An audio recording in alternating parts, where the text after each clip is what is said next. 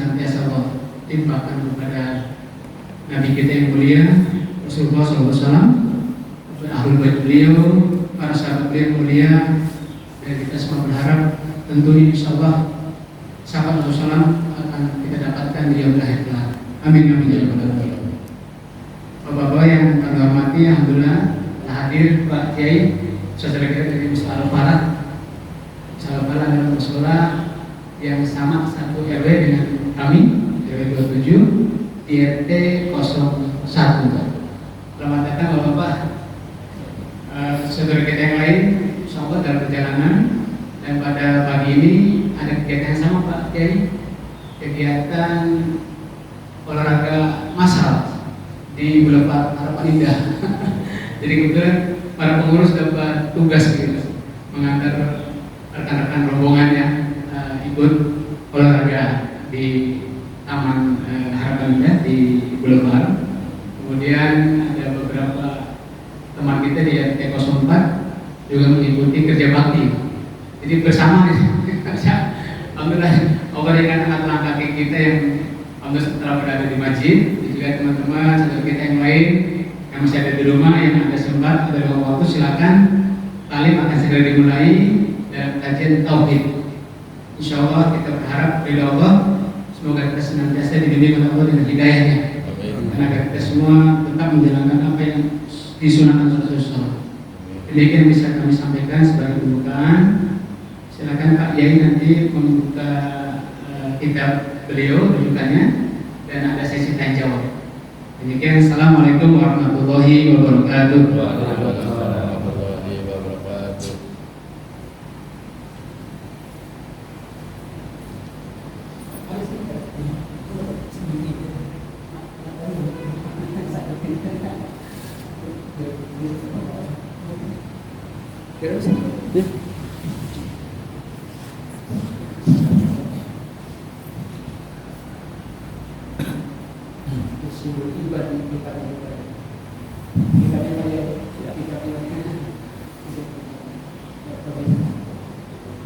Baik, bismillahirrahmanirrahim.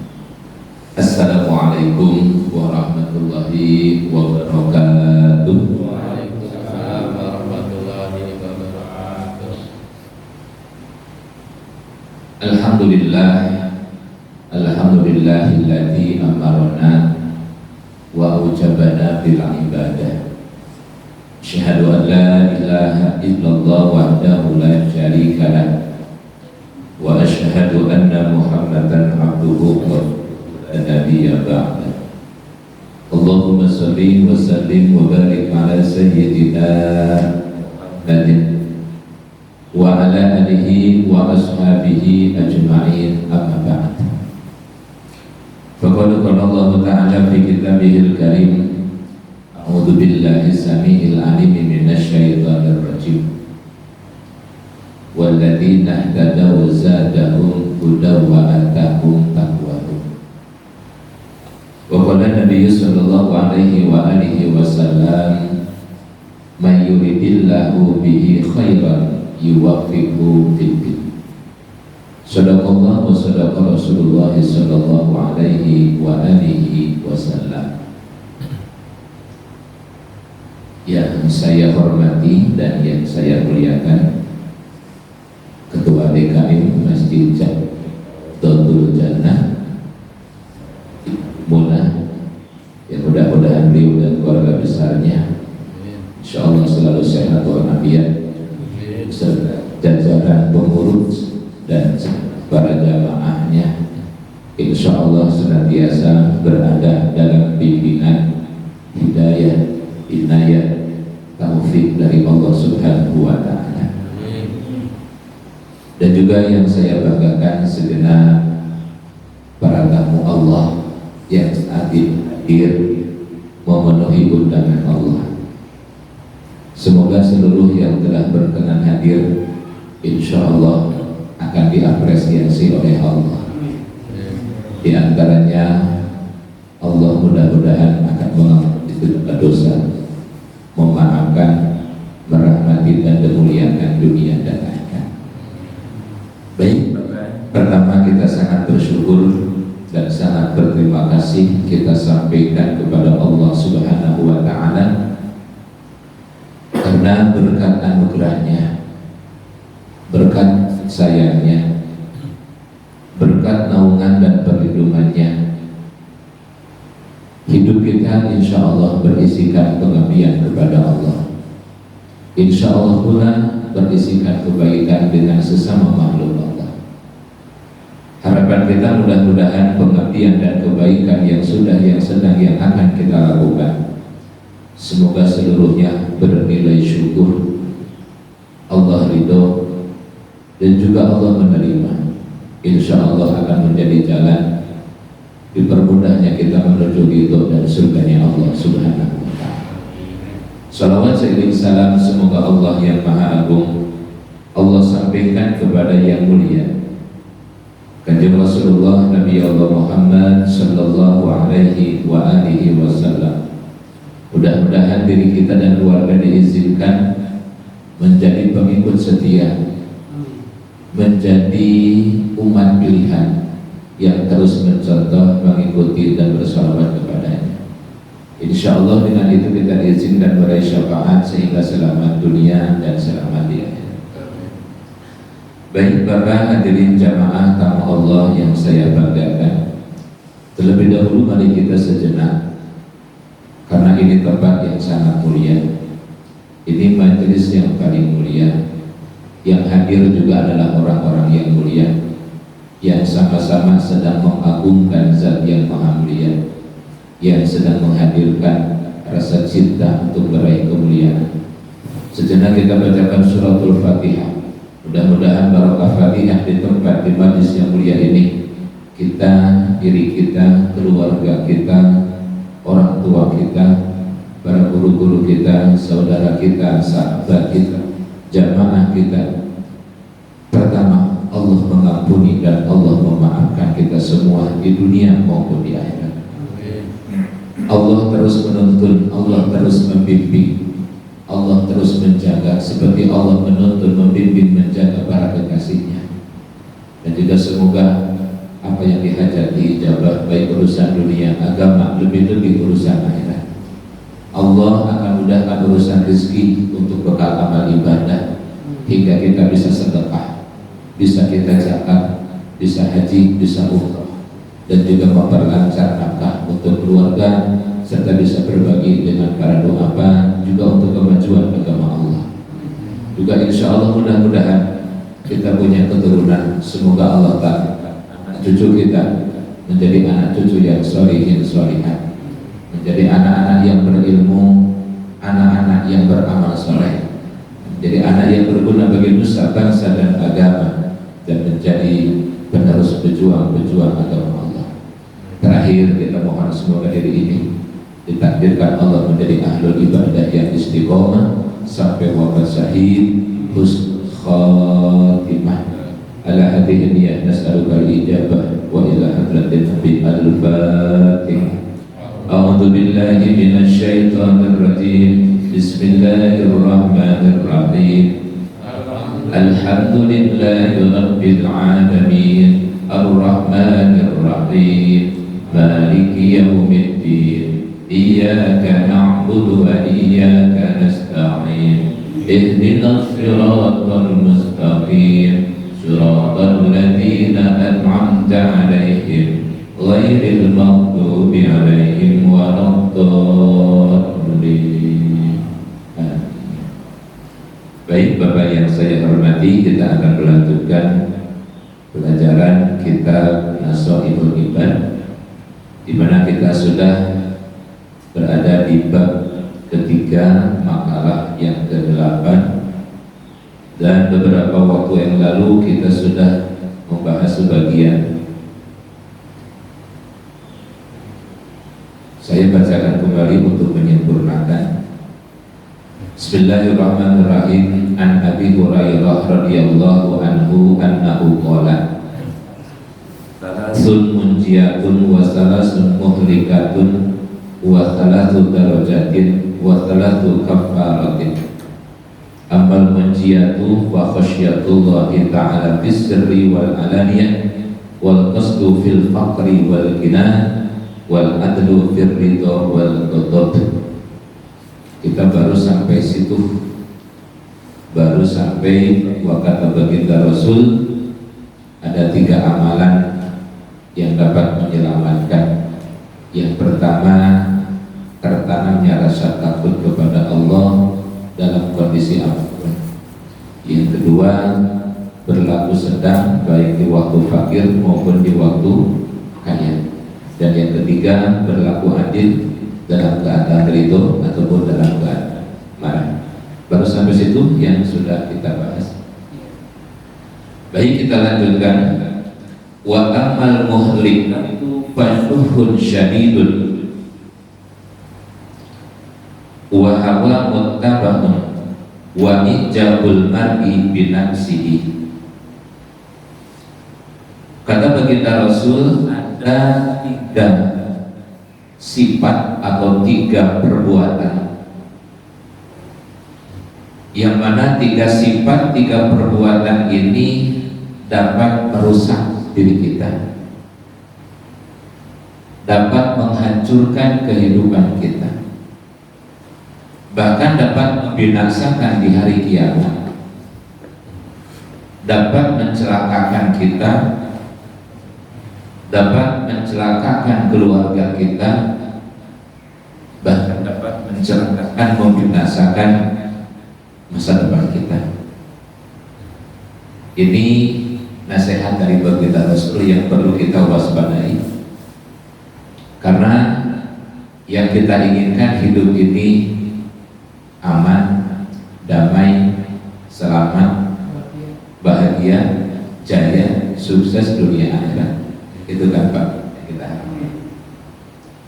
Kita sangat terus berlindung dari kerusakan, dari kehancuran, karena betapa sedihnya kalau kita hidup umur-umur binasa, seumur-umur mengalami kehancuran. Betapa sedihnya, betapa kecewanya kalau hidup kita seumur-umur dalam kondisi hidup kita dalam kebinasaan. Kalau masih di dunia, masih punya saudara, di dunia masih punya tetangga, masih ada saudara, teman yang akan menghibur kita, menjenguk kita. Tapi kalau sudah binasa di akhirat, celaka di akhirat, hancur di akhirat, siapa yang akan menolong kita? Ketika kita di neraka, siapa yang akan menjenguk kita? Nah, inilah Bapak yang saya hormati, baginda Rasul memberikan tips atau berita agar kita mampu membentengi diri, menjaga diri dari hal-hal yang bisa merusak, menghancurkan hidup kita. Yang pertama, kata beliau, fasyuhun syadidun, aibukhulun syadidun. Yang pertama yang dapat merusak hidup kita, menghancurkan hidup kita dunia akhirat, yaitu sifat bakhil. Sifat bakhil yang terlalu, sifat kikir yang sangat. Ya, kalau bakhil jangan terlalu, ya. Kalau bakhil jangan terlalu bakhil. Ini syuhun syadidun,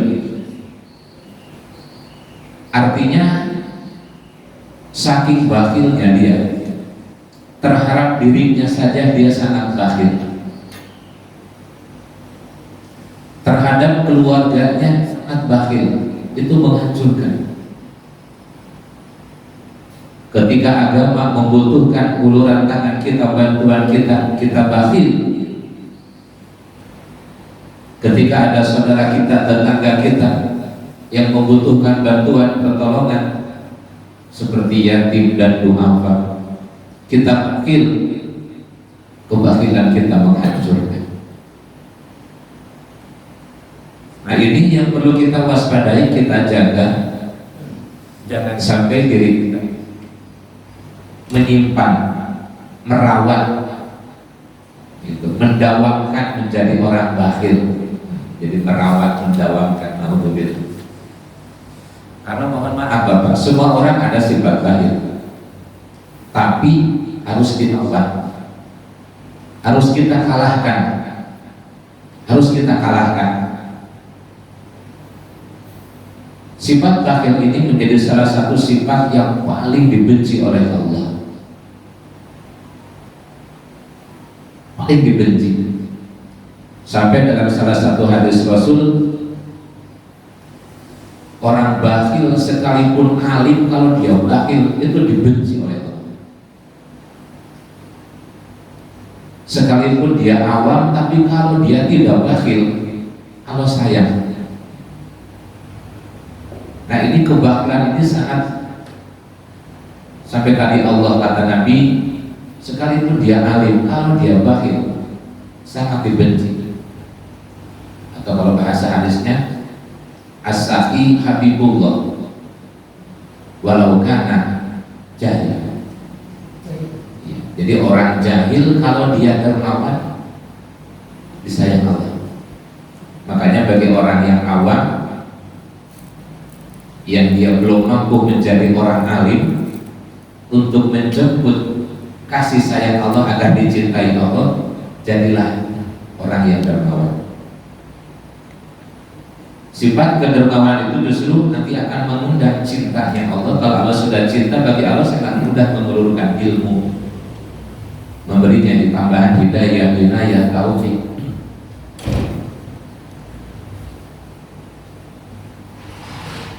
Tapi sebaliknya kata Nabi, al-bakhil aduwwullah walau kana aliman.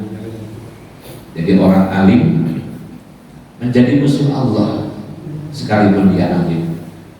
Nah, ini perlunya kita membangun jiwa dermawan, melawan sifat bakhil. Mohon maaf, jangan dulu kita terlalu jauh. Seorang istri punya suami yang bakhil, saya yakin seumur umur rumah tangga bertengkar terus. Tiap istrinya perlu ditolak mulu, ada keinginan, ada hajat untuk biaya, nggak pernah dipenuhi, ya pasti bertengkar terus rumah tangga. Seorang suami punya istri yang bakhil juga pasti bertengkar terus. Coba aja Bapak rasakan. Setiap Bapak pulang kerja lagi ada perlu sama istri, dia nolak mulu. Saya yakin bertengkar terus rumah tangga. Begitu juga tatkala kita punya anak kita bakhil, ini menyebabkan kita dengan anak pun akan sering bermasalah. Kita juga selaku anak, kalau kita bakhil sama orang tua, anak yang bakhil kepada orang tua, siap-siap kehancuran. Paling tidak, ketika anak itu bakhil, mungkin orang tua kita pasti sering membakhil. Dasar anak durhaka, keberanian seorang tua, mungkin aku gitu. Walaupun insya Allah orang tua yang baik kita akan, tapi ketika ada orang tua yang sudah mungkin merasakan punya anak terlalu bakhil, ketika orang tua keluar kata-kata yang terima kasih, ini mengerikan. Begitu juga jika ada pejabat-pejabat yang bakhil kepada rakyatnya, ya siap-siap didemo terus, dihujat terus, yang ngerinya disumpah-sumpahin terus. Padahal kita harus selalu memohon dan bersikap hindari perbuatan perilaku yang bisa mendatangkan sumpah dari orang lain. Hindari sikap perilaku yang bisa menyebabkan mengundang sumpahan-sumpahan atau laknat-laknat dari orang lain. Lebih-lebih kalau itu kata-kata sumpahan laknat keluar dari orang tua kita. Hati-hati, banyak loh Pak perbuatan yang bisa mendatangkan sumpahan-sumpahan atau laknat dari orang. Contoh, misalkan Bapak menyimpan sesuatu di jalanan, naruh sesuatu di jalan hingga mengganggu orang. Itu setiap orang lewat, jika ada yang merasa terganggu sampai nyumpahin, itu siap-siap sumpahan. Hati-hati. hati-hati. Termasuk sikap kita juga kebakhilan. Ini perlu kita obati, kita bersihkan, kita bentengi. Karena tadi sifat bakhil dapat menghancurkan kehidupan. Na'udzubillah.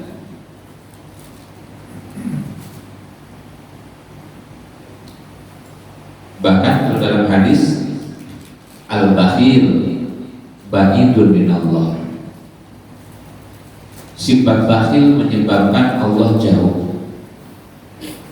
Jadi orang itu ketika bakhil, sebenarnya orang itu sedang menjauhi Allah.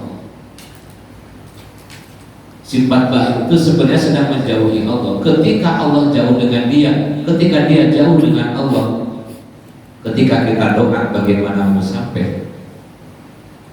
Karena jauh. Yang menjauhkannya sifat bakhil. Ketika kita ada hajat, ingin terpenuhi, ada problem, ingin segera jalan keluar, Allahnya jauh dengan kita, ada yang memberikan jarak. Apa itu? Kebakhilan. Kita ingin ibadah kita diterima, ingin dosa kita diampuni, Allahnya jauh, dijauhkan oleh sifat bakhil kita. Sebenarnya Allah yang dekat dengan kita, yang menjauhkannya sifat buruk kita. Ketika Allah mengampuni dosa kita, karena Allah yang dekat dengan kita.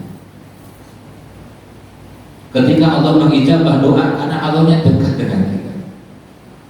Nah, yang mendekatkannya itu sifat apa? Amalan apa? Yang menjauhkan kita apa? Ketika kita hidup banyak kejahatan, keburukan, kerusakan, banyak godaan, gangguan. Waalaikumsalam warahmatullahi. Tidak ada yang bisa melindungi kita kecuali pertolongan Allah. Gimana Allah mau menolong kita dari keburukan, kerusakan, kejahatan di luar, dari segala godaan? Karena Allah yang jauh, yang dijauhkan oleh sifat buruk kita. Nah, ini bahaya sifat bakhil. Bahkan Bapak yang saya hormati, yang saya muliakan, yang paling kita ngerinya, sifat bakhil ini jika tular ke anak cucu, itu kasihan. Kalau sampai tular, makanya sifat bakhil sebelum rumah tangga segera obati. Ketika sudah mulai punya anak, hendaknya segera obati.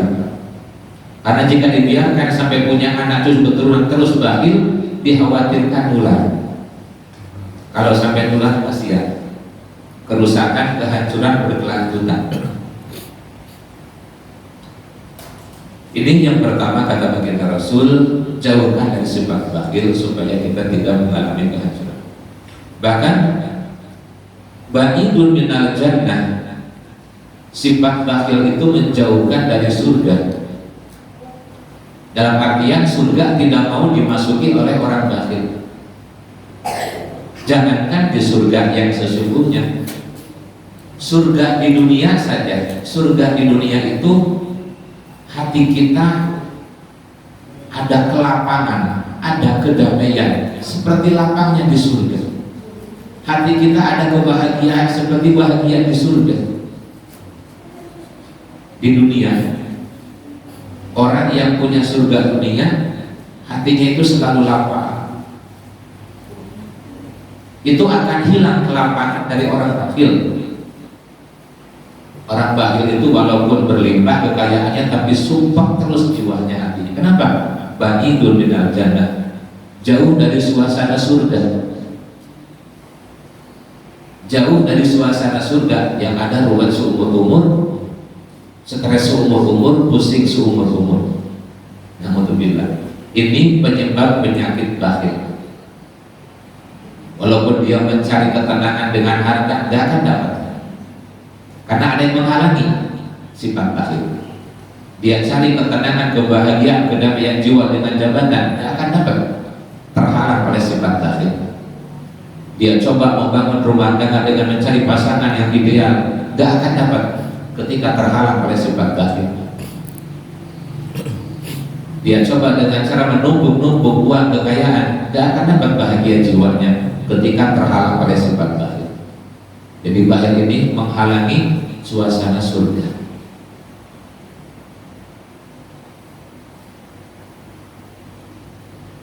Kemudian ba'idun minan nas.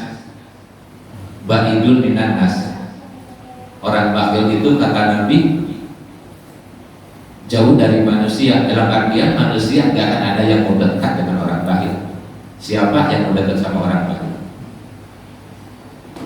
akan selalu menjauh dari orang bakhil. Kita punya sahabat bakhil pasti orang itu gak punya kawan. Nah ini bahaya bakhil. Kemudian qaribu minan nar. Orang bakhil itu menyebabkan sangat dekat dengan api neraka, sangat dekat dengan suasana neraka. Gimana sih suasana neraka?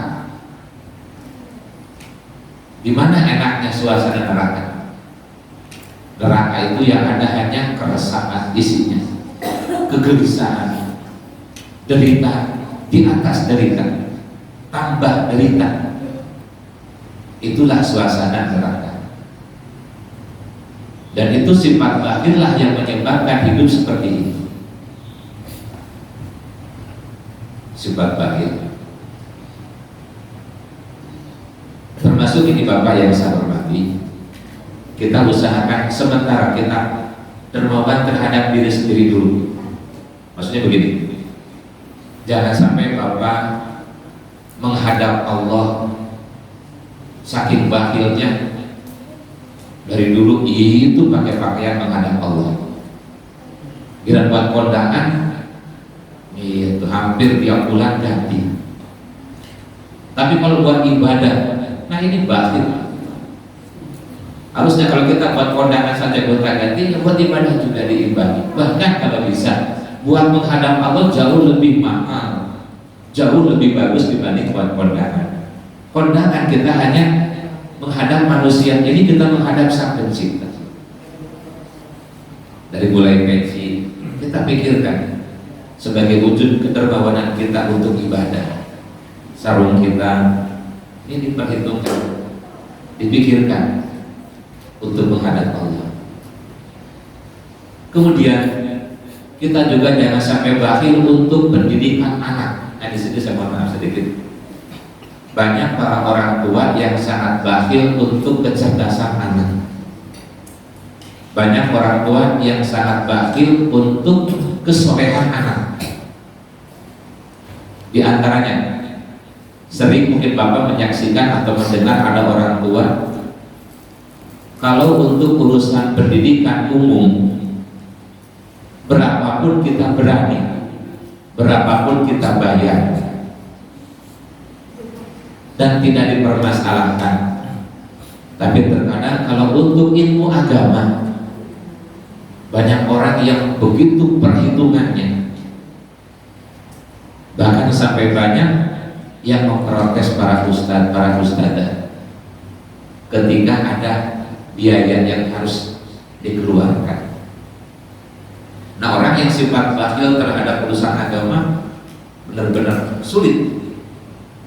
Nah bagi kita seyogianya ketika untuk urusan pendidikan anak, nah kamu ngaji berapapun biaya apapun, Bapak siap. Waalaikumsalam. Asal kamu menjadi anak yang mau ngaji, asal kamu mau menjadi anak yang mau sholat.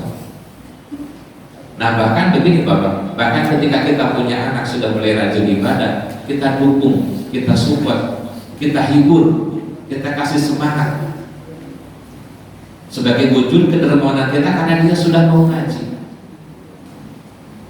Jangan cuma kalau buat sekolah nih, buat sekolah dikasih 50.000 buat ngaji. Ngapain kamu buat jajan buat ngaji? Paling enggak kalau buat sekolah aja dari 50, ngaji juga harus berani sini. Ini buat jajan sekolah, ini buat ngaji sekolah, buat ngaji, berani. Wujud kedermawanan kita ketika anak menimba ilmu. Begitu juga Bapak yang saya hormati ketika istri kita sudah mulai rajin jadi ahli ilmu, rajin ngaji, kita jangan bakhil. Saya mohon maaf, saya pernah ketemu ada satu jemaah yang dia tidak mau ngaji alasannya supaya nanti katanya bayar inilah, bayar itu. Berarti dia sangat bahil terhadap diri. Padahal kalau cerdas kan buat dia, kalau alim buat siapa? Buat dia. Nanti ilmunya juga buat keselamatan diri. Dia lebih memilih membiarkan dirinya bodoh daripada saya nanti kalau belajar nanti harus bayar ABCD. Gak mau berkorban. Itulah memang sifat bakhil. Mudah-mudahan insya Allah seluruh para jamaah kita semua diselamatkan dari sifat bakhil, insya Allah. Lanjutkan Bapak. Kemudian kata Nabi yang akan menghancurkan. Yang kedua kata baginda Rasul, wa hawa muttabaun. Yang kedua yang akan menghancurkan hidup kita, yang bisa merusak hidup kita adalah hawa nafsu yang diikuti. Dalam diri kita ada hawa nafsu sebagai cobaan ujian dari Allah. Tapi tolong, hawa nafsu yang dititipkan Allah kepada kita jangan selalu diikuti. Kita diberi akal ini untuk mengendalikan hawa kita. Jangan dibalik, justru akal kita dikendalikan oleh hawa kita. Akallah yang harus bisa mengendalikan hawa. Di antaranya Bapak, jaga hawa nafsu kita, kendalikan. Satu, ketika kita sedang ada hawa marah. Nah ini, ketika ada hawa marah, kendalikan. Jangan dibiarkan liar hawa kita. Artinya jangan sedikit-sedikit marah. Sedikit-sedikit marah. Itu marah jika dibiarkan dapat merusak hidup kita. Boleh memang marah, tapi kalau untuk membela agama, ketika agama dihina, Tuhan kita dihina, Al-Quran dilecehkan, dihinakan, baru di situ ada marah. Tapi kalau sebatas urusan dunia masih yogianya tidak perlu marah. Misal Bapak punya HP Bapak dimainkan oleh anak, jatuh, rusak. Nah urusan itu mah gak perlu marah, karena HP gak ada kaitannya dengan agama. Bapak punya hobi miara burung Bapak dimainin anak, lepas. Nah urusan itu gak perlu marah. Itu urusan dunia. Atau misalkan ibu anaknya gak sengaja nendang gelas, ketendang sampai pecah, sebatas gelas maka perlu marah. Atau tiba-tiba anak kita lagi mandi agak berlebih main airnya, pokoknya urusan dunia mah tidak perlu marah. Bapak seorang pedagang, ketika ada saingan sesama pedagang, tiba-tiba punya bapak menurun, yang sebelahnya maju, gak perlu marah urusan itu. Atau lapak kita, tempat kita ada yang geser, selama urusan dunia mah gak perlu marah. Bapak punya uang biasanya merah, tiba-tiba jadi biru sampai abu-abu, ya gitu-gitulah, gak usah marah. Bapak rumah bocor, pokoknya yang berkaitan dengan dunia mah gak perlu marah. Sendal hilang, udah gitu mah gak perlu marah. Nyampe-nyampe di sini. Urusan dunia ketika tidak cocok dengan harapan bapak, harapan ibu, tidak perlu marah urusan dunia. Kita punya kendaraan ketinggalan, nggak perlu marah. Urusan dunia. Ketika bapak misalkan kurang dihormati sama orang, nggak perlu emosi atau marah. Kurang dihormati istri, nggak perlu marah. Urusan dunia. Baru kita marah ketika agama dihina. Nah makanya umat Rasul itu lebih banyak bisa menahannya. Hawa nafsu jika dibiarkan liar, dia akan mudah marah. Hawa nafsu jika mudah dibiarkan akan mudah marah. Dalam urusan apapun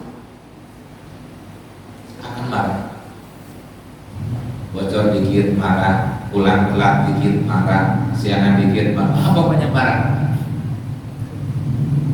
Setelah itu marah, biaya mahal, marah, segala aja marah. Itu kalau nggak bisa dikendalikan. Kemudian yang kedua, kendalikan hawa kita ketika kita sedang dihantui rasa takut. Ketika ada rasa takut, hawa kita harus dikendalikan. Contoh, kita mau bangun malam, saya kalau bangun malam takut kurang tidur. Nah, ini rasa takut ini harus dikalahkan. Kalau Bapak punya ketakutan rasa takut kurang tidur, gak akan bangun malam. Jika hawa ini dibiarkan seumur umur, gak akan sholat malam seumur umur. Hawa ini dilawan. Ketika ada rasa takut kurang tidur, nanti akan ada dihantui rasa perasaan. Kalau saya sakit, berobatkan mahal. Kalau ke dokter dirawat, biayanya berapa? Kalau saya terus dihantui sampai gak bangun seumur umur, bahkan subuh aja siang. Ada orang mau sedekah gak jadi karena hawa takutnya muncul. Kalau saya sedekah, nanti rezeki saya berkurang. Ketakutan. Saya kan lagi perlu ini, perlu itu, mau ini, lagi perlu ini, perlu itu. Terus hawa itu bermunculan untuk menakuti sehingga sedekah gak jadi. Akhirnya orang parkir selamanya karena orang yang hartawan ketakutan dan diikuti rasa hawa takut tadi. Nah, kata Nabi, hawa itu jika diikuti dapat menghancurkan rumah tangga. Itu dibutuhkan mengendalikan hawa ini. Seorang istri, seorang suami akan menjadi tidak akan, ya, ketika ketakutan, ya, suami gak akan ngasih kepada orang tua seumur umur ketika suami istri ketakutan. Nah, ini Bapak, hawa rasa takut. Ada juga orang yang tidak mau puasa, gak pernah puasa, dia takut mah seumur umur, ditakuti rasa itu. Padahal ketika diikuti dapat menghancurkan itu. Termasuk ada orang tidak mau ngaji seumur umur, takut susah. Gak mau ngaji seumur umur, kan susah, tak diketawain, kan diomongin, tadi bilang saya bodoh, kan saya agak, ketakutan. Akhirnya gak ngaji seumur umur. Hawa takut diikuti. Ada juga orang sudah mampu berangkat haji, sama sekali tidak mau nabung, tidak mau daftar, padahal mampu. Alasannya takut gak balik lagi, takut gak balik lagi, jadi gak haji, jadi mau daftar, gak mau nabung. Kalau mati di sana gimana? Gak, nah ini ketakutan. Padahal ke sana tetap mati, tetap mati. Nah, ini Bapak kendalikan rasa hawa ketakutan. Kemudian kita juga harus bisa mengendalikan diri hawa kita ketika kita sedang punya keinginan. Ketika kita sedang punya keinginan harus bisa mengendalikan. Jangan dibiarkan liar keinginan kita. Contoh, kita inginnya jajan terus, jajan mulu maunya. Ini kalau nggak dikendalikan, boros kita. Kendalikan keinginan tadi. Maunya jalan-jalan mulu. Ini kalau nggak dikendalikan, boleh Bapak jajan sesekali, boleh Bapak boleh. Tapi jangan sampai terus-terusan sampai nggak terkendali. Boleh sesekali kita bertadabbur alam, kita jalan-jalan silakan monggo. Tapi jangan sampai terlalu hingga sampai kita menghabiskan waktu hanya buat traveling saja. Keinginan jangan terlalu dibiarkan dia. Termasuk menghias rumah, menghias perabotan kita jangan dibiarkan liar. Jika dibiarkan liar, itu sangat membahayakan, bisa merusak masa depan kita. Kendalikan ketika sedang punya ambisi, sedang punya keinginan. Karena mohon maaf Bapak, orang hidup itu mau keinginannya itu banyak. Bahkan keinginan tadi jika tidak segera diikat akan terus pingin sudah satu, pingin dua, sudah dua, pingin tiga, sudah tiga, pingin empat, terus begitu. Itu semua orang begitu Bapak. Tapi siapa yang bisa mengendalikan keinginan tadi? Orang hebat kalau mampu. Nah itu hawa. Kenapa? Karena hawa tadi selalu mengajak kepada keburukan. Itu yang kedua.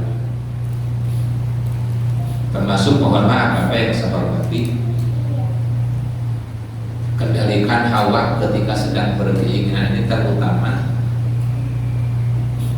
bagi orang yang sudah rumah tangga itu. Kalau nggak bisa mengendalikan hawa, ini mata. Pandangan mata sangat mudah mempengaruhi hidup kita. Contoh, Bapak sudah ganteng punya istri yang sekarang, atau ibu punya suami yang sekarang, ganteng. Tiba-tiba ada tetangga baru, pas dilihat ganteng atau cantik. Ini kalau kita nggak bisa mengendalikan pandangan, lama-lama kita tergoda terpedaya. Sangat membahayakan. Sangat berbahaya rumah tangga yang dipikiran adalah tetangga. Akhirnya kita tidak akan pernah syukur punya pasangan karena dibayangin tetangga, gara-gara pandangan. Jaga. Makanya rumah tangga adem kalau mata kita melihat tetangga gak pernah dijadikan keinginan. Tetangga punya apa saja, monggo, saya bersyukur yang di rumah. Itu yang terbaik, pasangan kita yang terbaik. Baik, yang ketiga kata Nabi, wa ijabul mar'i bi nafsihi. Yang ketiga yang akan menghancurkan, yang bisa merusak hidup kita, yaitu bersikap ujub terhadap dirinya sendiri. Wa ijabul mar'i bi nafsihi. Maksudnya gini Bapak yang saya hormati, ketika Bapak dikasih kelebihan oleh Allah, bisa diberikan ilmu yang luas, wawasan yang luas, kecerdasan yang tinggi, disebutnya ilmuwan. Setinggi apapun ilmu kita, jangan menyebabkan kita menjadi ujub. Apa itu ujub? Ujub itu membanggakan kemampuannya, melupakan kebaikan Allah. Ujub itu melupakan kebaikan dan membanggakan kehebatan diri. Itu ujub. Sehingga ketemu siapapun dia merasa dirinya lah paling cerdas, paling alim. Dan dia tidak ingat kalau itu dari Allah. Nah ini sifat ujub. Siap-siap hancur. Kemudian ketika kita diberikan kelebihan berupa ekonomi, jadi hartawan, jadi orang yang punya harta berlimpah, di mana-mana kita punya harta. Waspada, bisa menyebabkan ujub ketika kita berhadapan orang lain. Ketika di sebelah kita, di bawah kita, itu bisa ujub. Ujub itu pegangan dirinya kita hebat, ahli ekonomi, ahli bisnis, sampai dia lupa itu kebaikan dari Allah. Itu ujub. Punya jabatan setinggi apapun yang dia rasa ini kehebatan saya, sampai lupa kebaikan Allah. Itu ujub. Lalu bagaimana agar kita bisa membersihkan sifat ujub? Dengan cara selalu ingat anugerah yang kita miliki, sekecil, sebesar apapun, sebanyak, sehebat apapun, itu semua karunia Allah. Bahkan kalau kita bicara tauhid, ketika Bapak menyaksikan diri kita saksikan jadi orang hebat, itu sebenarnya Allah sedang menghadirkan kebesarannya dalam diri kita. Allah sedang menghadirkan kebesarannya dengan cara menampilkan kita menjadi orang hebat. Itu yang hebat sebenarnya adalah Allah, sedang ditampilkan kehebatannya lewat diri kita. Ketika ada orang yang hartawan berlimpah, Allah sedang menghadirkan kehebatannya melalui diri kita. Sehingga ketika pada saat kita menjadi orang yang sehebat apapun, tetap yang diingat adalah kehebatan Allah. Untuk mengikis sifat kita dari sifat wujud, memperbanyak zikir kalimat la haula wala quwata illa billah. Insya Allah jika Bapak sering membaca zikir ini, sifat wujud kita akan hilang. Kenapa? Karena selalu sadar saya bisa apa saja, termasuk bisa rajin ibadah karena kebaikan Allah. Bisa hebat, kebaikan Allah. Semua kebaikan Allah. Nah itu wahijabul mar'i. Mohon maaf Bapak yang saya hormati, bisa Bapak saksikan orang-orang yang punya sifat ini dalam kehidupan. Tapi kita jangan nuduh ke orang. Minimal buat diri kita ada. Jika dalam diri kita ada sifat bakhil, ada sifat hawa yang diikuti, kemudian juga tadi sifat ujub di dalam diri kita ada. Jangankan 3 satu aja. Perhatikan nanti ke depan. Perhatikan. Nah ini bahayanya yang dapat merusak. Mudah-mudahan kita semua diselamatkan oleh Allah. Baik Bapak, hadis ini belum selesai. Selanjutnya kata baginda Rasul, wa amma darajatu fa ifsa'us salam. Nah sekarang ini yang akan mengangkat derajat kita. Apa saja yang akan mengangkat derajat? Kata Nabi, yang akan mengangkat derajat kita itu yang pertama ifsa'us salam. Yang kedua wa it'amut ta'am. Yang ketiga wassalatu bil laili wan nasu niyam. Bapak yang saya hormati, ini amalan untuk mengangkat kita derajat di hadapan Allah. Yang pertama tadi ifsya'us salam, tebarkan salam. Dari mulai ucapan salam kita tebar. Jangan sungkan kita salam kepada keluarga. Tiap masuk rumah jangan sungkan salam. Bertemu dengan saudara, salam. Berjumpa dengan saudara, salam. Ain harus salam bainan nas.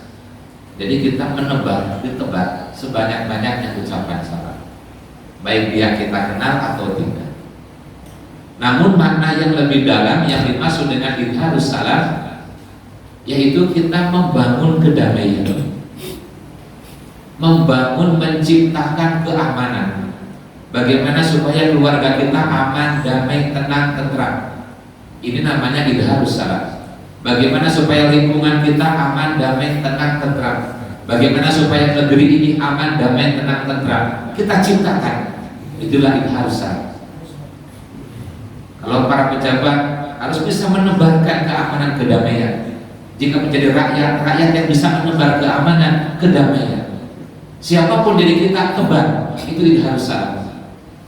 Jika semua orang, siapapun diri kita, apapun statusnya, berlomba-lomba idharus salam, damai negeri ini, damai dunia ini.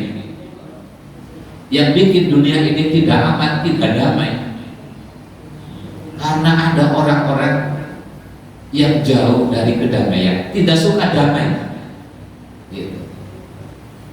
Tidak suka damai, dia senangnya berantem, gitu. Tidak ada orang yang senang berantem. Jadi di rumah aja tuh senangnya berantem. Jadi kalau sehari nggak berantem, ada yang begitu pasti kan? Ada yang begitu, senangnya berantem. Cirinya orang senang berantem, saya kodekin berantem, jadi ada yang seperti itu.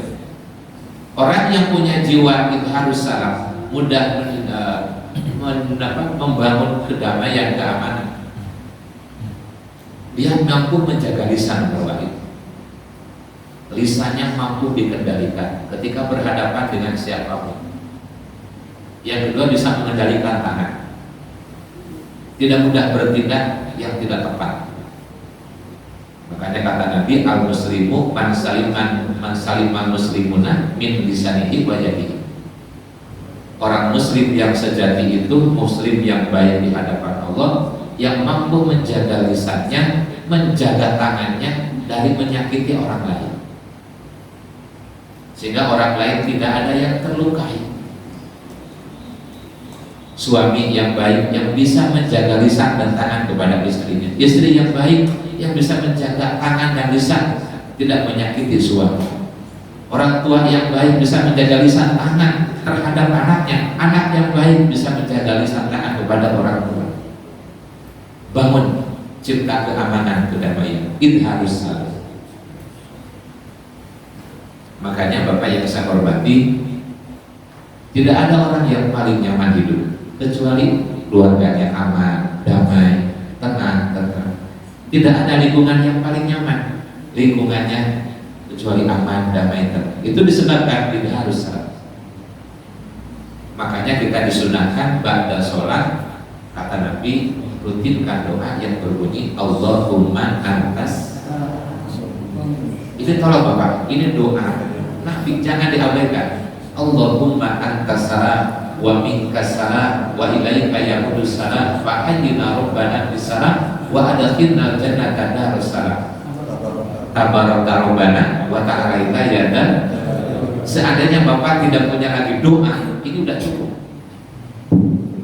Udah cukup, perhatikan kita mana.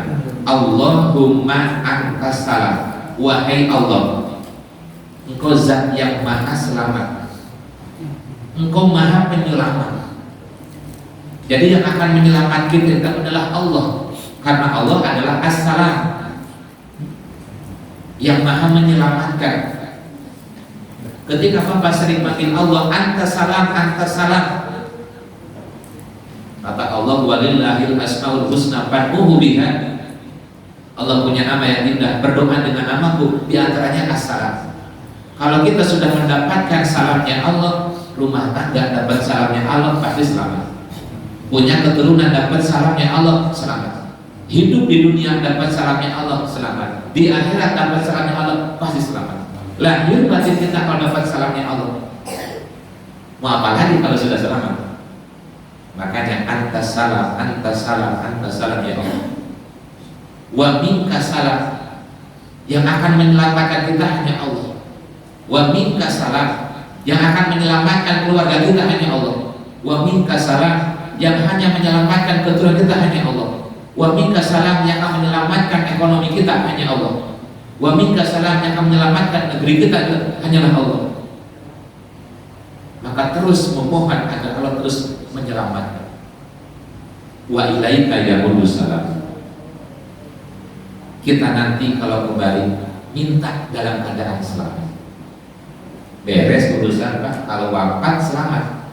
Wala tamutunna illa wa antum muslimun. Jangan kamu mati kata Allah kecuali selamat dalam keadaan Islam. Islam itu kan maknanya selamat. Islam. Nah, makanya ketika Bapak wa ilaika ya'udus salam, izinkan ya Rabb, hamba nanti kalau kembali kapanpun minta selamat. Selamat dari apa? Pertama selamat dari kemusyrikan, selamat dari kekafiran, kemunafikan, kefasikan, selamat dari kejahatan, selamat dari yang bisa merusak, selamat dari mati su'ul khatimah, selamat dari murkanya Allah, selamat dari siksa kubur, selamat dari siksa neraka. Wa ilaika ya'udus salam. Fahayina Rabbana bisalam. Nah ini apa? Fahayina Rabbana bisalam. Ya Rabb, hamba ini ingin hidup selalu selamat. Nah ini Fahayina Rabbana bisalam. Beres urusan kalau hidup diselamatkan. Fahayina Rabbana bisalam. Hidupkan saya, rumah tangga saya, apapun urusan saya kita dalam keadaan selamat. Kemanapun saya pergi, tinggal dimanapun, dalam kondisi jadi siapapun saya minta dalam kondisi selamat. Tadi selamat itu isinya aman, damai, tenang, tentram, selamat dalam lindungan Allah. Kemudian wa adkhilnal jannata darus salam. Kalau nanti kita mati, darus salam. Apa itu? Surga darus salam. Amin ya rabbal. Kalau Bapak masuk surga darus salam, ya udah nyari apa lagi? Kita hidup diselamatkan oleh Zat yang Maha Penyelamat, selalu diselamatkan, wafatnya pun selamat, dan masuk surga darussalam. Udah beres. Maka ini Bapak jangan ditinggal, khususnya Bapak sholat. Cuman Saya minta kalau doanya itu jangan sampai gofil, jangan sampai lengah.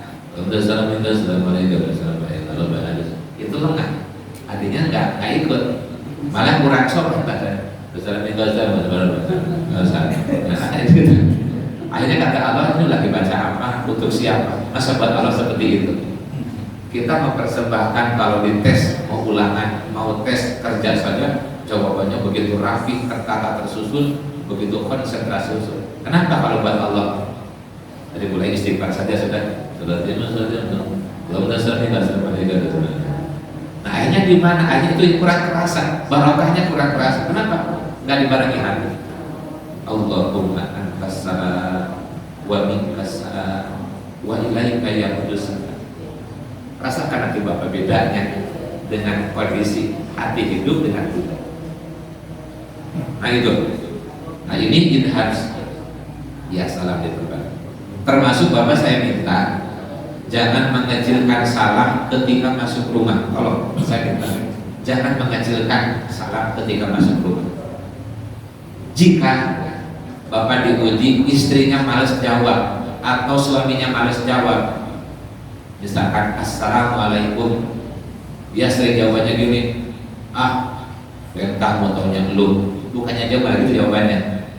Jika Bapak atau Ibu memberikan salam bukannya dijawab malah jawabannya begitu, bisa Bapak ganti dengan ucapan assalamu alaina wa ala ibadillahis sholihin. Ketika di rumah, yang di rumah gak pernah mau jawab, diganti dengan assalamu alaina wa ala ibadillahis sholihin. Daripada kita ngasih salam dia gak jawab, kan menjawab wajib. Daripada dia dosa karena gak menjawab, kasihan di dosa, ganti saja dengan assalamu alaina. Rumah yang sering dibacakan kalimat salam, itu rumah itu akan penuh kali barokah salam, penuh barokah kebaikan. Rasakan. Bahkan Bapak jangan sungkan memberikan salam kepada istri, ke anak jangan sungkan. Nabi sendiri itu kalau ketemu anak kecil salam. Kita juga sama anak sendiri, dia pulang sekolah, assalamualaikum, itu barokahnya besar. Anakku udah pulang, assalamualaikum. Atau kita berangkat, apa berangkat dulu, assalamualaikum. Anak mengecilkan, berangkat dulu ya. Dan itu doang, salahnya nggak ada. Bu berangkat dulu, salahnya nggak ada. Kadang sering berat ucapan salam. Itu besar Bapak barokahnya. Bahkan dimaknai salam itu bermakna sejahtera. Rumah yang sering diucapkan salam akan di rumah yang sejahtera. Nah itu yang pertama. Darussalam ini mohon kalau tadi dirutinkan, bahkan kalau perlu di waktu lain pun dibaca. Selanjutnya wa'in amut to'am, yang akan mengangkat derajat. Ini tidak mudah Bapak. Nebar salam tidak mudah, nebar kedamaian tidak mudah. Makanya bahasanya diangkat derajat. Yang kedua kata Nabi yang akan mengangkat derajat kita, it'amut to'am lidoib wal jahil, yaitu kita kalau ada rezeki gemar berbagi. Terutama ketika di sekitar kita ada orang lapar, ada orang yang lapar, lebih-lebih ya lidoib, terutama tamu yang lemah, yang lapar. Kalau ada tamu, dan jika memang dia terlihat memang haus, terlihat dia lapar, ya kalau dia baru makan jangan dipasang terus. Nah, jadi masih di sini ketika Bapak berjumpa dengan orang fakir, orang miskin, orang lapar, ada tamu dari jauh, dia lapar, berikan dia makan. Itu mengangkat derajat. Bahkan Bapak yang saya hormati, kalau Bapak kedatangan tamu, hendaknya bersyukur dan berbahagia. Ketika ada tamu, ibu ya tebar senyum selebar-lebarnya. Asal tamunya ini, kalau ibu mungkin buat yang perempuan, kalau bapak tebar selebarnya ketika tamunya lagi. Karena kata Rasul, ketika kita kedatangan tamu, tamu itu tidak akan menghabiskan harta kita, bahkan tamu akan membawa rezekinya sendiri. Kata bapak, itu saya keluarin pakai uang saya. Allah sudah menyiapkan sebelumnya kalau di rumah itu ada tamu. Keuntungan yang pertama ketika Bapak kedatangan tamu, Allah akan turunkan barokah. Hingga sampai 1000 barokah akan turun ke rumah yang didatangi tamu, selama tamunya dihormati dan dimuliakan. Bayangkan Pak, kata Nabi 1000 barokah akan hadir di rumah yang rumah itu ada tamu dan dimuliakan, dihormati. Bahkan tidak hanya itu, kata Nabi, rumah itu akan dipenuhi rahmat. Setidaknya Allah akan mengirimkan hingga 1000 rahmat ketika rumah itu ada tamu dihormati dan dimuliakan.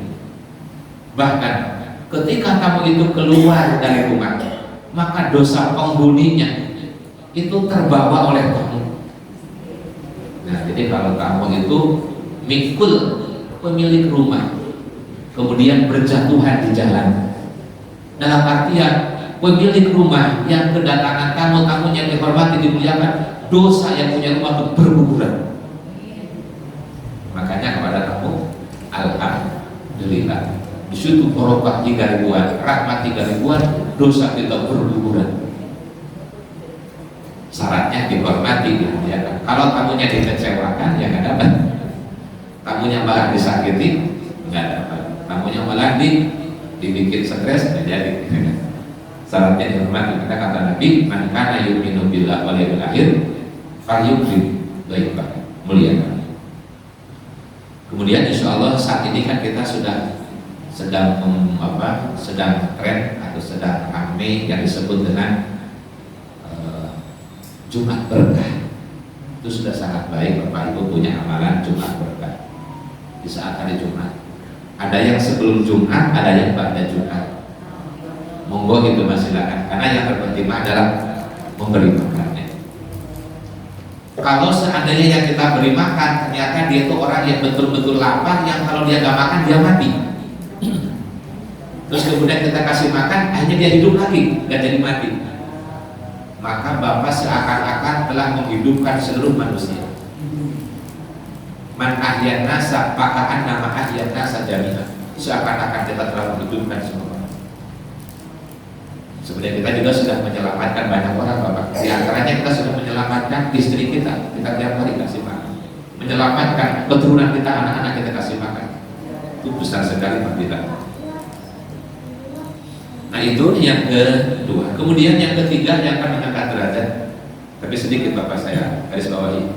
Orang tidak akan menghormati tamu, memuliakan, tidak akan berbagi kalau tidak punya jiwa dermawan. Kembali ke saya. Orang mau berbagi karena ada sifat dermawan. Maka dermawan ini perlu kita bangun, terus kita pupuk agar mengangkat derajat.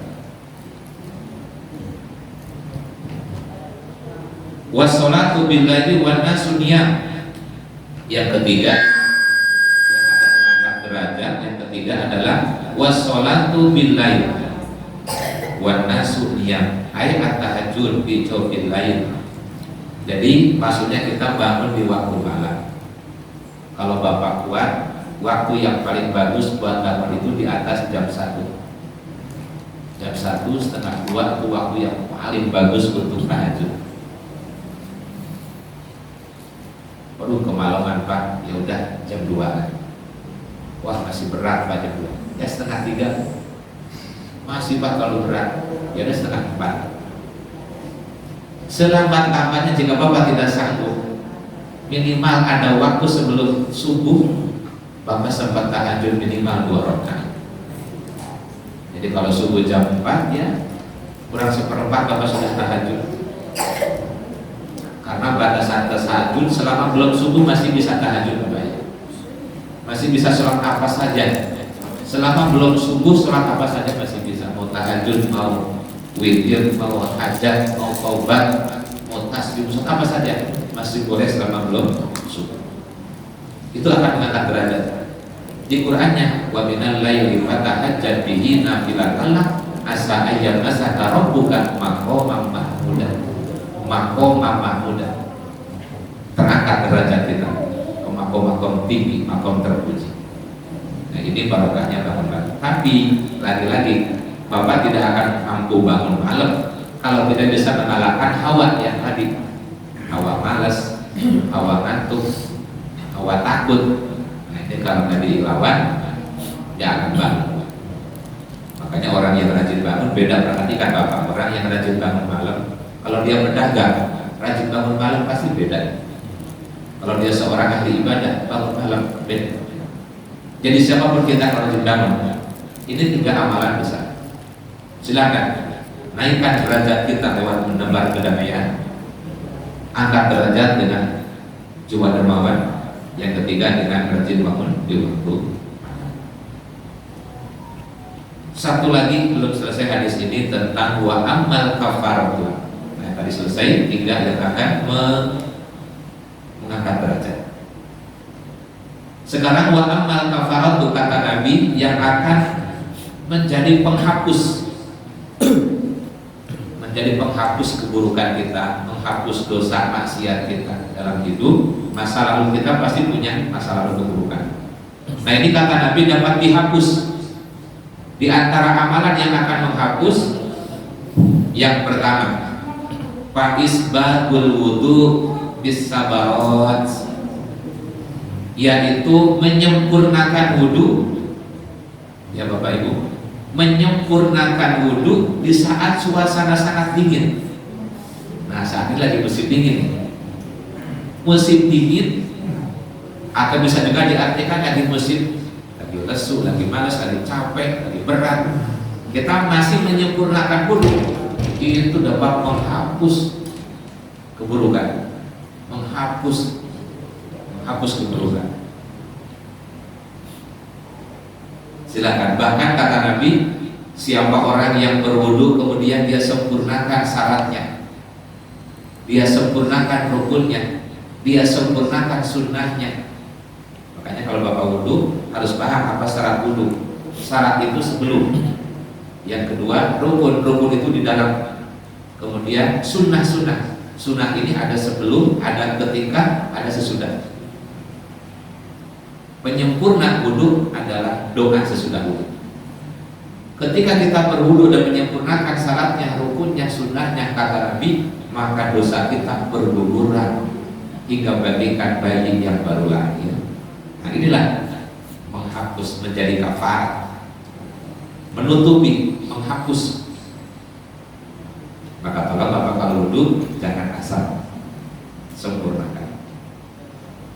Bahkan dalam hadis yang lain, siapa orang yang berwudu kemudian dia baca wudu, wudunya sempurna dan doa wudunya pun dibaca, pintu surga yang 8 dibuka baginya. Masya Allah. Wudu bisa membuka pintu surga 8. Artinya kalau Bapak habis wudu, selesai baca doa, Anda kan langsung apa? Tinggal pilih pintu mana. Nah, ini dasarnya. Bahkan kalau bicara keuntungan wudu, Bapak tidak hanya itu. Di antara keistimewaan orang yang rajin wudu, selama Bapak punya wudu, Allah mengutus malaikat yang akan menuntun, membimbing dan menjaga.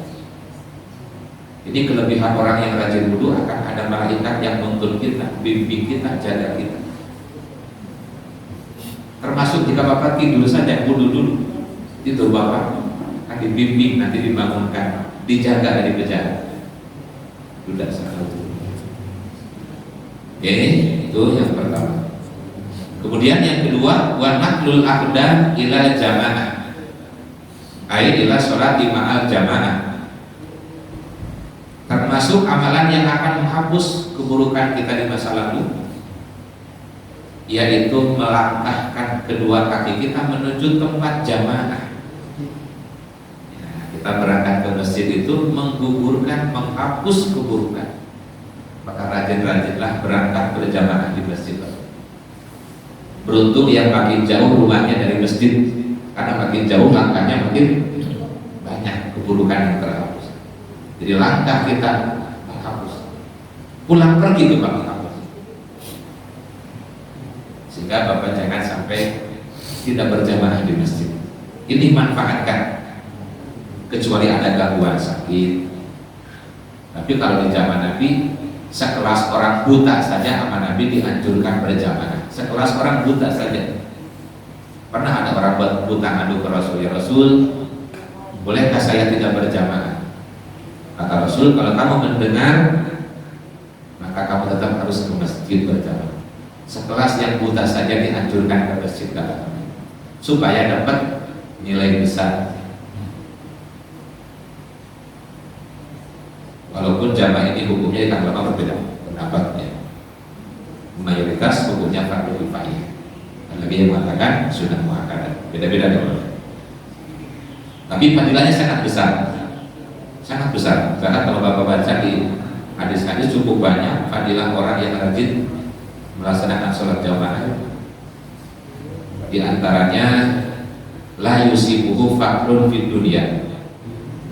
Kata Nabi, orang yang rajin berjamaah akan dihilangkan sifat kefakiran di dunia. Artinya dicukupi orang yang rajin berjamaah. Yang kedua, yarfa'ullahu adzabal qabri. Allah akan mengangkat darinya siksa kubur dan musibah.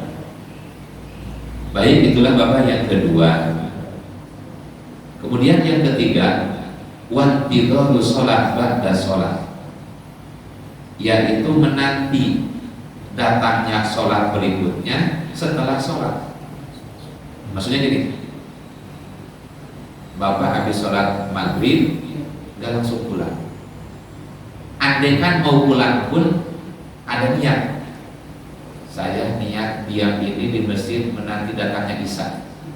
Nah, menantinya Bapak Isya itu menghapus, selama menanti itu menghapus keburukan, menghapus kesalahan-kesalahan. Jika Bapak ada keperluan di rumah, tetap pasang niat juga. Sehubung di rumah ada keperluan, misalkan saya di rumah ada yang dirawat, ada orang sakit, nah Bapak ketika pulang ke rumah pun tetap ada niat menanti datangnya waktu Isya. Bahkan kata para ulama, kalau bisa tidak hanya kita menanti dalam urusan sholat, tapi intidhar di sini kulli khair, segala kebaikan pun kita harus selalu menanti. Maksudnya gini, misalkan Bapak sudah sedekah, selesai sedekah, Bapak niat lagi, saya niat menanti sedekah berikutnya. Nah gitu. Nah selama menanti antara sedekah yang satu ke sedekah berikutnya, jadi menghapus. Ketika Bapak sekarang ngaji, saya nanti bubar ngaji, niat lagi menanti pengajian Ahad berikutnya. Nah selama seminggu ini kita menjadi penghapus menanti. Setelah Bapak puasa Senin, menanti Kamis berikutnya, Senin berikutnya. Ketika Bapak habis tahajud, nanti tahajud berikutnya. Setelah Bapak habis baca Quran, menanti baca Quran berikutnya. Setelah Bapak haji umroh, menanti haji umroh berikutnya. Antara satu yang diniatkan dengan yang sudah, itu akan menjadi menghapus. Manfaatkan keterangan ini dengan cara kita diniatkan. Bahkan Bapak yang saya hormati, yang saya muliakan, dasarnya kalau Bapak punya tekad menanti pengajian dari satu ke pengajian berikutnya, jika Bapak wafat di antara pengajian yang sudah dengan yang akan dilakukan, jika wafat kapanpun dijamin wafatnya husnul khatimah, nilainya syahid, walaupun wafatnya di rumah. Itu kata para ulama. Kenapa? Karena Bapak tekad mau ngaji terus. Saya akan ngaji terus setiap hari Ahad. Tekad saya yang memisahkan hanya kematian. Nah ketika tekad Bapak begitu, selama antar Ahad dan berikutnya jika wafat dijamin syahid dan juga husnul khatimah. Makanya jangan pernah ada keinginan saya akan berhenti nanti kalau sudah jangan, walaupun sudah alimnya kayak apapun, akan terus menimba ilmu sampai wafat. Insya Allah jika wafat kapanpun jaminannya husnul khatimah. Baik, selesai Bapak itu tentang makalah yang ke-8 yang disampaikan oleh baginda Rasul tentang pelajaran yang bisa kita petik. Yang pertama, 3 hal yang dapat menyelamatkan. Yang kedua, 3 hal yang akan menghancurkan. Yang 3 hal dapat mengangkat derajat. Dan 3 hal yang dapat menghapus, menutupi keburukan-keburukan kita. Mudah-mudahan kita bisa mengambil pelajaran untuk bekal kehidupan kita sehari-hari. Mungkin barangkali ada yang menambahin Bapak Ibu. Ini kan kitabnya sangat baik, sangat bagus. Nasibul Ibad dari karya Indonesia Syekh Nawal Benar Syekh Ibnu Hajar dan Imam Nawawi ya. Jadi yang kedua nih yang kita sekolah ini Syekh Nawawi siapa yang mengarang Iya, yang mengsarahinya. Misalnya Syekh Nawawi. Nawawi. Iya. Pada umumnya ulama zaman apa namanya itu Imam Ibnu Hajar Asqalani.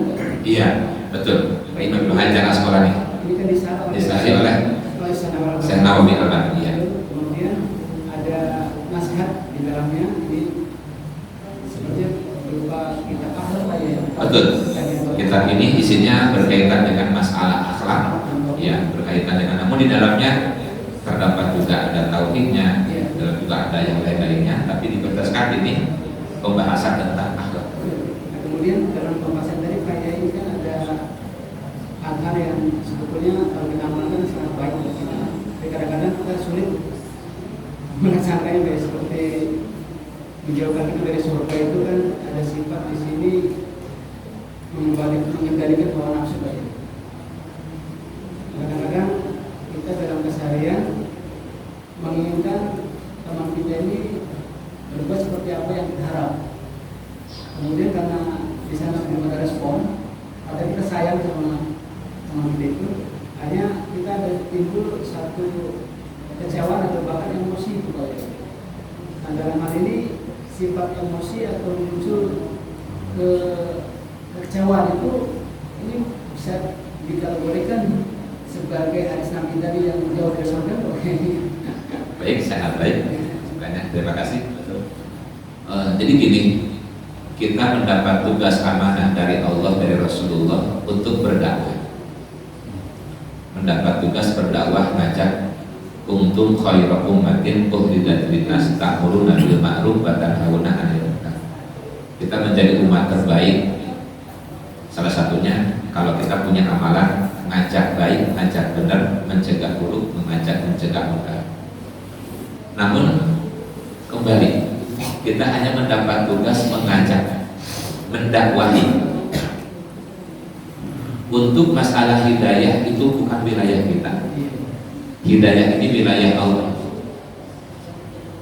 Kata Allah kepada sekelas Nabi Muhammad sendiri, innaka la tahdi man ahbab. Engkau wahai Muhammad tidak akan bisa memberikan hidayah kepada orang yang kau cintai. Walakin Allah yahdi man yasha. Yang memberi hidayah itu hanya urusan Allah. Karena waktu itu Rasulullah itu sangat sayang sama paman Abu Thalib.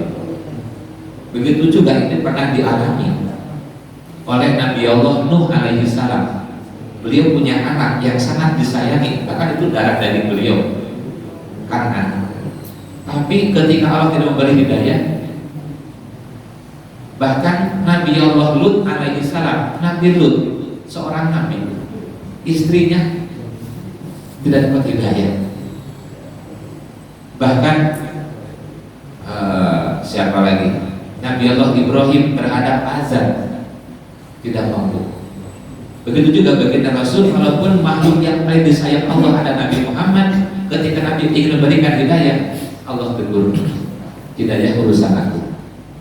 Sekalipun kau mencintainya, menyayanginya. Kenapa Nabi mencintai, menyayangi beliau? Karena Nabi dakwah itu bisa pesat berkembang karena dekengan dukungan Abu Thalib.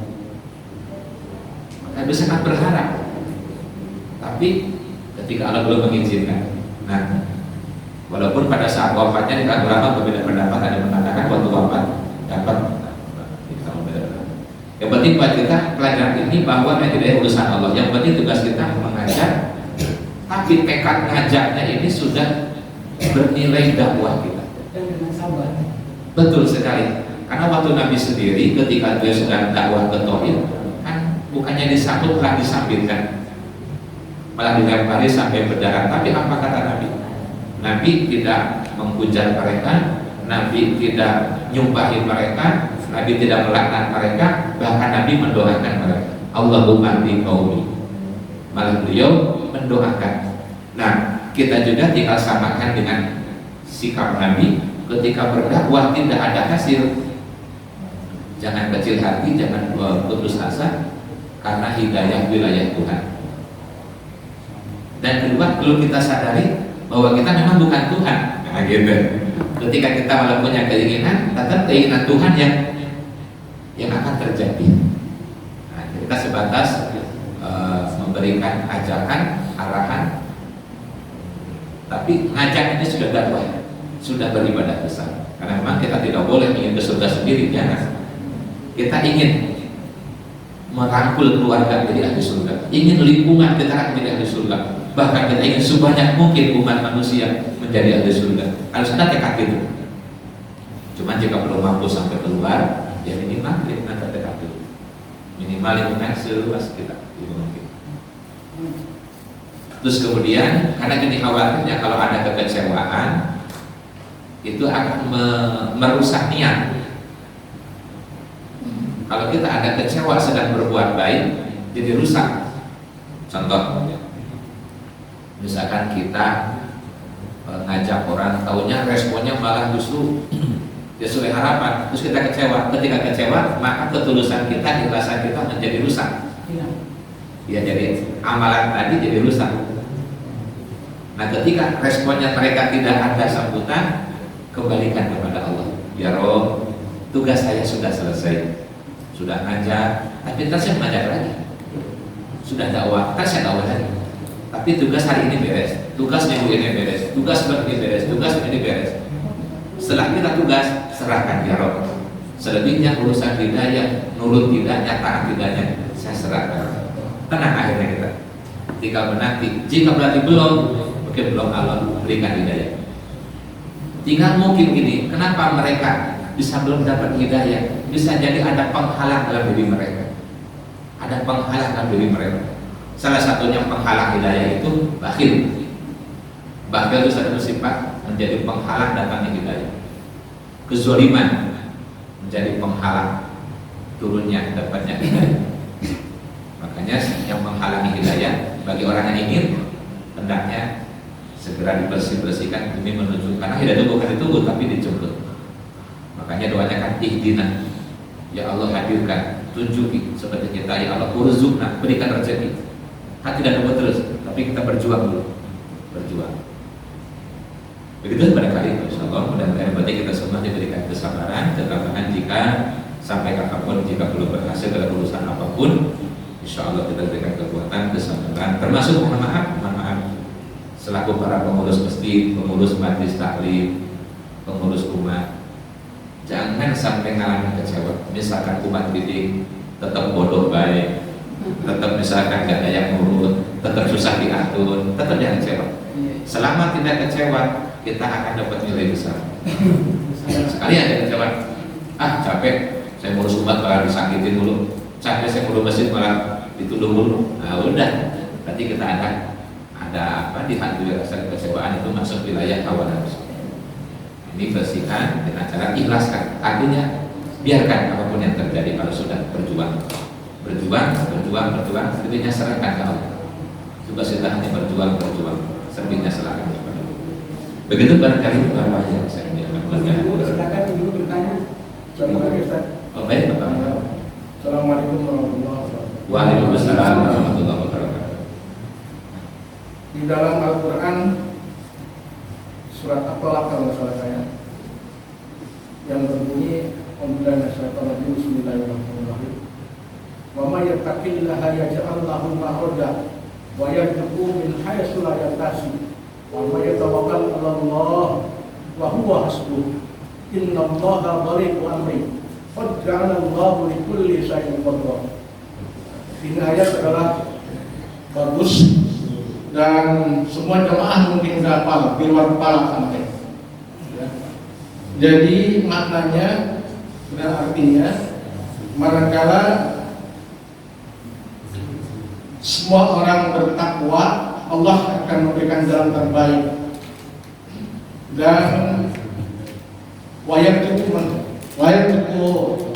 ayatulah tasir, Allah akan memberikan rezeki yang tanpa disangka-sangka. Yang tawakal Allah, orang siapa yang bertawakal, Allah akan memberikan jalan terbaik bagi kita semuanya. Ini adalah ayat yang semua orang atau jemaah mungkin dapat semua yang tadi saya katakan. Berkaitan dengan memuliakan seorang tamu, tadi yang disampaikan Ustaz dan paparkan sebagai ilmu dasar dari nasihat Ustaz ke kita. Alhamdulillah, mudah-mudahan mengerti semua dan paham semua. Bagaimana cara memuliakan tamu? Ya. Kita sebagai manusia tentu berhak untuk memuliakan tamu dan memberikan suatu hidangan dan sebagainya. Pokoknya memuliakan supaya tamu itu berkah dan senang untuk tinggal di tempat kita, yang masuk ke tempat kita. Tadi kan Ustaz sampaikan seperti itu ya. Alhamdulillah. Berkaitan dengan ayat tadi, bahkan Allah akan menjanjikan dengan segala janji akan memberikan suatu rezeki yang tanpa disangka-sangka gitu, akan memberikan suatu jalan yang terbaik kan gitu. Makanya kalau menurut saya sangat erat hubungannya dengan memuliakan tamu. Jangan takut bahwa kita mengeluarkan modal, mengeluarkan apa segala macam untuk menyembuhkan tamu. Jangan takut karena Allah sudah menyediakan, kan gitu saja. Nah, intinya dan yang tadi saya tanyakan berkaitan dengan hal itu, bagaimana caranya ya, kalau ada seseorang kok nggak mau menerima tamu, gitu saja. Ini hanya saya buat naskah buat saya semuanya. Bahkan di dalam hadisnya, kalau manakala nanti orang tersebut tuan rumah menurut saya meninggal, seolah-olah dikiaskan seorang tamu itu dapat warisankan itu saja. Insyaallah kalau nggak salah dengar saya hadisnya. Nah ini nggak mau terima tamu, bagaimana? Terima kasih. Assalamualaikum warahmatullahi wabarakatuh. Waalaikumsalam warahmatullahi wabarakatuh. Terima kasih, sangat baik. Bicara masalah tamu, tamu itu menghormati, memuliakan tamu, bagian daripada sunnah Rasul. Berarti orang yang tidak menyukai sunnah Nabi berarti sama dengan membenci Nabi. Ya. Memuliakan tamu bagian daripada sunnah Rasul. Bahkan sekelas Nabi Allah Ibrahim alaihissalam yang disebut dengan Abu Dhaif, bapaknya para tamu. Karena Nabi Allah Ibrahim itu beliau sangat menghormati, sangat memuliakan sekali terhadap para tamu. Jadi ciri dalam hadis yang lain, man kana yu'minu billah wal yaumil akhir falyukrim. Jadi ciri orang itu imannya benar enggaknya lihat ketika ada tamu. Salah satunya. Ya, ketika ada orang kedatangan tamu, ada kekecewaan, ada penyesalan, bahkan ada kebencian, berarti di mana letak imannya. Padahal yang datang adalah saudaranya. Saudara di sini saudara sebangsa, saudara seagama, apalagi sampai saudara sedarah. Sebianya kalau ingin dihormati, dimuliakan Allah, ingin diangkat derajat, dia muliakan.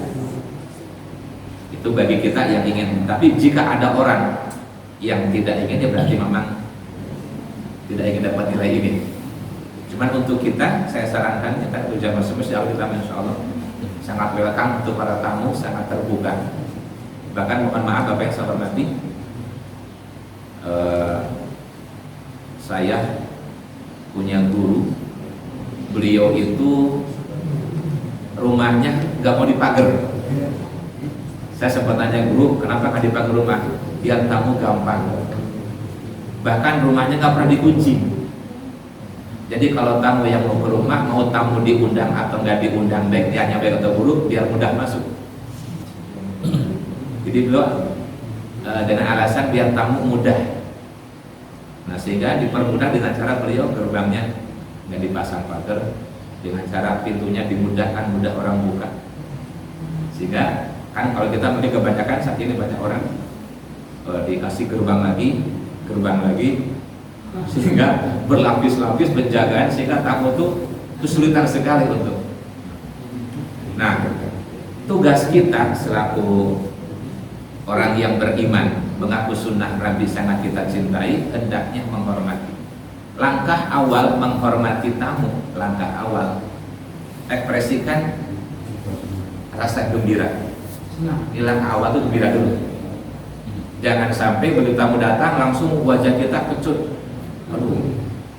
Nah, ini bentuk memuliakan pertama, ekspresi gembira dulu. Walaupun misalkan kita belum siap kedatangan tamu hari ini, lagi banyak bayar ini, bayar itu, gitu kan. Tiba-tiba ada tamu. Tapi sebagai wujud orang beriman harus diperjuangkan supaya punya nilai memuliakan tamu. Sehingga ketika tamu lihat kita, dia senang karena ceria. Setelah kita sambut dengan ceria, kemudian kita yang mendahului salam atau dia duluan salam. Kalau dia salam, kita akan sambut dengan salam. Kemudian ketika sudah dipersilahkan segera masuk. Artinya jangan dibiarkan dia lama di luar. Bentar ya, makan dulu. Bentar ya, mandi dulu. Ya gitu. Bentar ya, bentar. Sehingga tamu dua tadi udah dia mana jauh, mana dia lapar, haus, udah panas di luar. Nah ini jadi segera dipersilahkan. Iya, gimana caranya supaya segera dipersilahkan? Dibawa masuk. Ketika sudah dipersilahkan masuk, usahakan tuan rumah jangan diajak ngobrol dulu sebelum menyediakan dulu minuman yang seger atau ada tambahan dulu cemilan untuk menghilangkan panasnya, penatnya, dan juga mengganjal kekosongan perutnya. Setelah disediakan semampunya. Jangan juga ketika ada tamu memaksakan kita sampai putar ke sana kemari, nggak perlu. Sesuai kemampuan saja. Mampunya cuma 2 warna, ya 2 warna. Ketika sudah dipersilahkan, barulah kita memberikan pertanyaan. Kalau kita ajak dialog, jangan berbicara yang bikin dia resah. Jangan bikin pertanyaan obrolan yang bikin dia ketakutan. Jangan memberikan ucapan-ucapan obrolan yang membuat dia menjadi gelisah. Contoh, baru juga duduk langsung begini. Aduh, tadi ada debt collector lagi kita. Aduh, tadi baru ada semuanya. Kan mungkin dia akhirnya bukan yang ngajakan. Anak-anak itu pada bayaran juga pilih marah-marah seharian. Nah, gitu. Nah, ini tolong selama ada tamu dihindari perkataan yang Kalau ada yang itu orang mau pinjam utang yang tidak ada. Nah ini Bapak, kalau diwaspadai. Ini kadang kalau orang yang mungkin tidak niat memuliakan, ada kemungkinan seperti itu disengajain biar cepat kabur lagi kan gitu. Malah sampai saya lihat banyak utang sana sini, susah tidur, banyak masalah. Akhirnya orang tadi mau niat sesuatu pun akhirnya mungkin nggak jadi, malah segera pulang. Nah, jadi kata Nabi, hindari kata-kata yang mengecewakan dia, hindari kata-kata sikap yang membuat dia gelisah, resah. Dengan cara tanya kabar. Jika dia tanya kabar kita, selalu kabarkan yang baik-baik supaya dia senang. Kabarkan yang baik. Terus kemudian kalau dia memang terlihat jauh dan lapar, segerakan beri makanan. Itu sunnahnya. Setelah itu mah silakan Bapak mau diajak ke masjid mengajak ibadah mau diajak apa silakan. Udah bebas sesuai kemampuan. Yang penting ketika pertama dahulukan, gembirakan ibu. Jika dia bisa ngajak lama ya udah. Karena 3 hari batasan tamu disebut tamu itu 3 harian. Kalau sudah selebihnya mah sudah tidak disebut kategori tamu. Lagi buat tamu lebih 3 hari kok. Mengapa 3 hari?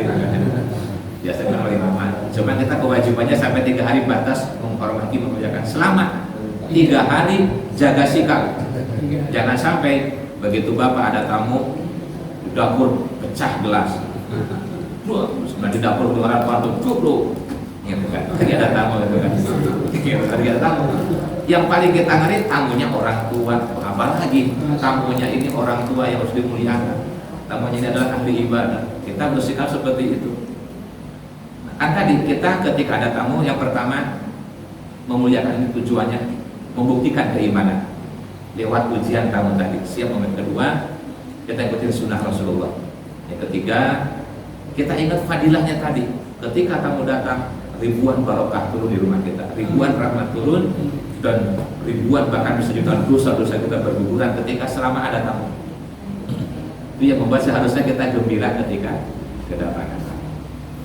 Nah, berkaitan dengan tadi wa may yattaqillaha yaj'al makhraja, memang ketika kita bisa terus membangun jiwa ketakwaan, dan kembali lagi amalan yang tadi ini bisa jalan ketika dibarengi dengan ketakwaan.